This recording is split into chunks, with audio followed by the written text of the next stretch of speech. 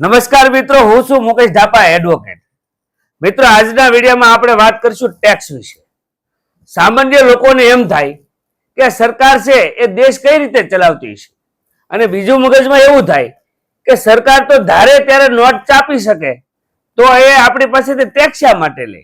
તો મિત્રો, સરકારને જ્યારે પણ પૈસાની જરૂર પડે ને, તો એ લોકો પાસેથી ઉઘરાવેલા પૈસા જે છે ને એમાંથી એ દેશના એટલે કે રાજ્યોના કામ કરતી હોય છે. સરકારને ઘણી બધી પ્રકારે પૈસાની જરૂર પડે. માની લો કે રોડ રસ્તા બનાવવા માટે, સ્કૂલો બનાવવા માટે, કોલેજો બનાવવા માટે, હોસ્પિટલ બનાવવા માટે, વીજળી ઉત્પાદન માટે, લોકોના સહાય માટે, ખેડૂતોની સહાય માટે, આરોગ્ય માટે અનેક પ્રકારે સરકારને પૈસાની જરૂર પડે. તો શું જ્યારે પૈસાની જરૂર પડે ત્યારે સરકાર નોટો છાપી શકે? તો મિત્રો, આપણને ખબર નથી, આપણી સામાન્ય અજ્ઞાનતા છે. મિત્રો, ભારતની અંદર નોટો જ્યારે છાપવાનું છે ને, એ રિઝર્વ બેંક ઓફ ઇન્ડિયાના હાથની વાત છે. એ સર્વોચ્ચ સત્તા એમની પાસે છે. એ પણ ક્યારે છાપે કે જ્યારે એ જરૂરિયાત જોવે, એ પરિસ્થિતિ જોવે, નાણાકીય સ્થિરતા જોવે, અને જો વધારે પડતી નોટોનું ચલણ છાપી નાખવામાં આવે તો એ ફુગાવો દેશની અંદર ઊભો કરે છે. એટલે આ બધું પ્રમાણસર આ બધું જ જોવામાં આવે અને ત્યારબાદ આ નોટો છપાતી હોય છે. તો મિત્રો, સરકારને છે ને પૈસાની જરૂર પડે, અને લોકોના કામ માટે જ પૈસાની જરૂર પડે. તો એમના માટે છે ને સરકાર બે પ્રકારે આપણી પાસેથી ટેક્સ લે છે. એક ડાયરેક્ટ ટેક્સ અને એક ઇનડાયરેક્ટ ટેક્સ. ડાયરેક્ટ ટેક્સ એટલે શું કે જે લોકો વેપાર ધંધો કરે છે અને એમની પાસેથી સીધી જ આવકવેરો એટલે કે ઇન્કમ ટેક્સ વસૂલ કરે છે. સામાન્ય નાના જે માણસો છે ને એવું કે ઘણા બધા કે મારે ઇન્કમ ટેક્સ રિટર્ન ફાઇલ બનાવવી છે, એટલે કે રિટર્ન બોલે, ઇન્કમ ટેક્સ રિટર્ન એટલે કે મારે પૈસા પાછા મારે સરકારને ભરવા નથી. મિત્રો, આની અંદર એક નિયમ હોય. અત્યારે એ કાયદા મુજબ 7 લાખ જે લોકો કમાય છે એ લોકોને સરકારને કોઈ આવકનો ટેક્સ આપવાનો નથી. પરંતુ આ વર્ષે સરકારે આ આવક મર્યાદા છે વધારી અને લગભગ 12 લાખ સુધીની કરી છે. એટલે કે જો તમે અત્યાર સુધી 7 લાખ રૂપિયા દર વર્ષે કમાતા હોય તો સરકારને તમારા આવકવેરાનો 1 રૂપિયો પણ આપવાનો નથી. અને હવે તો એ વધારી છે અને 12 લાખ સુધી તમે કમાતા હોય તો પણ આપવાનો નથી. આ ઇન્કમ ટેક્સ છે એ કઈ રીતે ભરાય ને સામાન્ય લોકોને સાવ જે છે ગામડાની અંદર રહે છે, મજૂરો છે, એને લગભગ ખ્યાલ નથી હોતો. અને આ આવક છે ને એ તમારી ખર્ચ બાદ કરતા તમારી ગણવામાં આવે. એટલે એમાં ઘણું બધું હોય કે તમારી જે ફિક્સ આવક હોય, કદાચ તમે કોઈ નોકરી કરતા હોય તો તમારી બેઠી આવક પગાર ઉપરથી દેખાય. એની અંદર જે તમારા ઘર ખર્ચ હોય, તમારા બાળકોની ફી હોય, લાઇટ બિલ હોય, તમારા મોબાઈલના બિલ હોય, તમે ભાડે રહેતા હોય તો મકાન ભાડું હોય, આવા અનેક પ્રકારના ખર્ચ છે તમને બાદ મળતા હોય છે. એટલે એની અંદર આપણે ડિટેલ્સમાં નથી જવું. ટૂંકમાં જે તમારી આવક છે, જો તમે ભારતના કાયદા મુજબ અત્યાર સુધી 7 લાખ હતા અને હવે 12 લાખ એટલે કે 12 લાખથી વધુ તમે કોઈ આવક મેળવો છો તો સીધો જ તમારી જે આવક છે ને એમાંથી સરકારને તમારે સીધો જ ટેક્સ આવકવેરો દેવો પડે.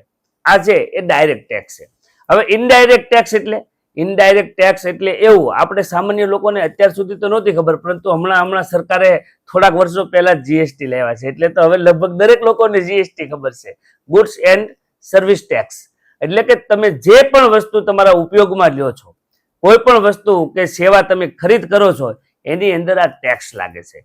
તમે સામાન્ય બોલપેનથી લઈ તમારો મોબાઈલ હોય, તમારી બાઇક હોય, તમારી કાર હોય, તમારું કોમ્પ્યુટર હોય, તમે કોઈ સોના ચાંદીના ઘરેણા ખરીદ કરો, તમે કપડાં ખરીદ કરો, તમે ખાણીપીણીની વસ્તુ કોઈ લ્યો, તમે કોઈ પણ વસ્તુ ખરીદ કરો, એ દરેકની અંદર તમે ટેક્સ પે કરો છો. એટલે કે દરેકની અંદર સરકાર છે ને ટેક્સ. તમે સામાન્ય બિસ્કિટનું પેકેટ લો ને તો પણ તમે ટેક્સ લ્યો છો, તમે ટૂથપેસ્ટ લ્યો છો તો પણ તમે ટેક્સ પે કરો છો, તમે કોઈ પણ વસ્તુની ખરીદી કરો ને એની અંદર તમે પાણીની બોટલ પણ લો ને તો પણ તમે ટેક્સ પે કરો છો. એટલે કે કોઈ પણ વસ્તુ તમારી જીવન જરૂરિયાતની વસ્તુ હોય, તમે કોઈ પણ વસ્તુ ખરીદો છો ને એ ખરીદી ઉપર તમે સરકારને ટેક્સ આપો છો. એટલે આ દેશનો દરેક નાગરિક છે ને એ ટેક્સ ભરે છે. આપણને સૌને એવું મનમાં હોય કે મોબાઈલ બનાવે તો મોબાઈલ કંપની હોય ને એ ટેક્સ ભરતી હોય. આપણને એવું થાય કે બિસ્કિટ બનાવવાવાળી કંપની હોય બિસ્કિટનો ટેક્સ ભરતી હોય. આપણને એવું થાય કે આ કાપડ બનાવવાવાળી કંપની ટેક્સ ભરતી હોય. પરંતુ સામાન્ય લોકોને ખબર નથી કે ટેક્સ છે ને એ ઉપભોક્તા એટલે કે જે છેલ્લો વપરાશકર્તા છે, જે વસ્તુ જે વ્યક્તિ વાપરે છે ને એ વ્યક્તિ એનો ટેક્સ ભરે છે. એટલે છેલ્લાના જેના હાથમાં જે વસ્તુ આવે છે ને એનો ઉપયોગ કરે છે ને એ વ્યક્તિ ટેક્સ ભરે છે. એટલે સામાન્ય લોકોને આ ટેક્સ વિશેનું જ્ઞાન નથી હોતું. ઘણા બધી બાબતે આપણને અટવાય છે કે આપણને એવું વિચાર પણ નથી આવતા કે આ દેશ કઈ રીતે ચાલે છે. આ દેશની અંદર ટેક્સની બે પ્રકારે જે સરકારની ટેક્સ છે ને બે પ્રકારની, એમાં તમને એક ખાલી કહું કે દેશની જેટલી પણ આવક થાય છે ટેક્સની અંદર, એની અંદર 33 થી 33% આવક છે ને એ આવકવેરાની છે. એટલે કે મોટા મોટા ધંધાદારી, ઉદ્યોગપતિઓ, મોટી મોટી કંપનીઓ જે ટેક્સ પે કરે છે આવકવેરાનો, એની આવક જે છે ને સરકારને 30 થી 33% સુધીની છે. આ ટેક્સની આવકની વાત કરું છું.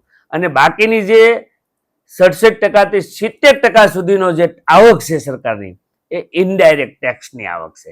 એટલે કે મિત્રો 70% જેટલી રકમ જે છે ને એ સામાન્ય દરેક લોકો જે જીવન જરૂરિયાતની વસ્તુઓ ખરીદે છે, જેમને જે જરૂરિયાત છે એ વસ્તુઓ ખરીદે છે ને એની ઉપર ટેક્સ આપે ને, એની ઉપરથી સરકારની આવક થાય છે. એટલે કે 70% આવક જે છે ને ટેક્સની, એ દરેક લોકોના હિસ્સાની આવક છે. એટલે કોઈ એવું તમે કોઈ પણ અધિકારીઓને કોઈ પણ જગ્યાએ તમે કહી શકો કે હું ટેક્સ ભરું છું. દરેક વ્યક્તિ છે ને ટેક્સ ભરે છે. એટલે આ સામાન્ય લોકોને ટેક્સ બાબતે ખબર નથી હોતી અને ઘણા બધા લોકો છે ને ટેક્સ ચોરી કરતા હોય છે.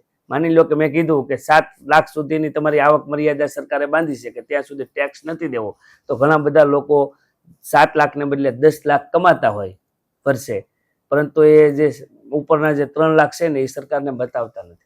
માની લો કે કોઈ 7 લાખને બદલે 15 લાખ રૂપિયા કમાય છે, તો એ 8 લાખ સરકારને બતાવતા નથી. એટલે કે એ છે ને ટેક્સની ચોરી કરે છે.